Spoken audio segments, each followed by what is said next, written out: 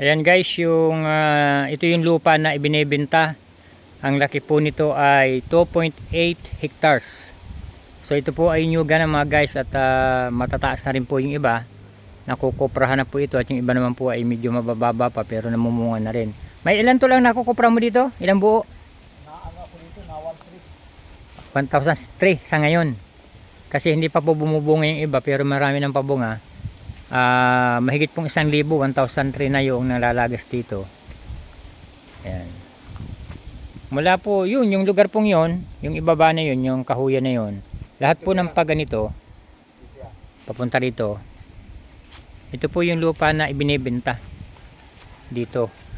Ang laki po nito ay 2.8 hectares. 100,000 lang. Ayan. So, sila po yung ano dito, nakatira, pinakakatiwala po ni Mr. Deliosin, yung po may-ari ng lupa. May tagal na kayo dito, tol? Matagal na kayo dito nakatira? May lang na kami dito, mga 15 anyos na ay kulang-kulang ano na kami dito, 17 anyos. 17 anyos na, 17 years na po silang nakatira. Ito po yung kanilang tahanan. So, anong pinagkakakitaan mo tol ngayon? Ay, nagagabi po. Yun ang kanilang pinagkakabuhay. Doon po nila kinukuha lahat ng kanilang pangailangan araw-araw. Pagpapaaral sa anak, pantawid sa araw-araw na pangailangan. Medyo sa hirap po ng buhay ngayon, eh talaga pong tiyaga-tiyaga. Nakakasurvive naman. Nakakasurvive naman. So yan, umulam na guys.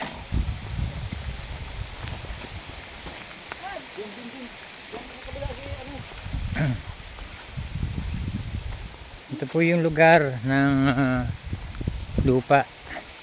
Medyo mataas po itong lugar na ito. Ayan. Hanggang dun po sa ibaba na yun.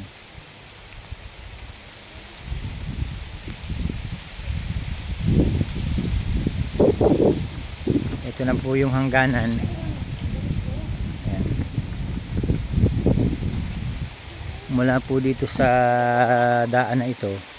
Ayan, yan daan pong yan. Daan po ito. Ito po yung saklaw ng lupa. Yan pong kabilang yan ay hindi na yan. Iba na po ang may-ari niyan. So ito lang po sa ibabaw na to. At saka dito. Lahat po ng pakaliwa. Ayan. So kawawa din po guys itong pamilya na to, kasi wala po silang ibang pinagkakakitaan kundi magabi lang po. Medyo marami-rami po ang kanilang supling. Dito nyo po ang kanilang kalagayan mga guys.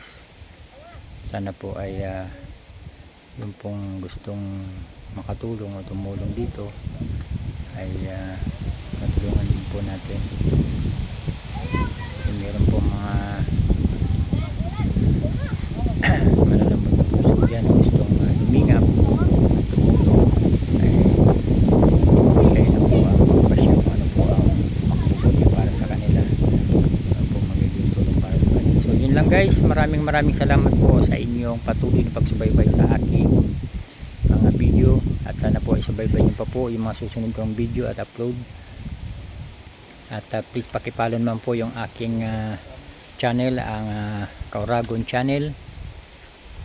At maraming salamat po, para updated po kayo sa aking mga susunod pang video. Yun lang po, at maraming salamat. Bye bye.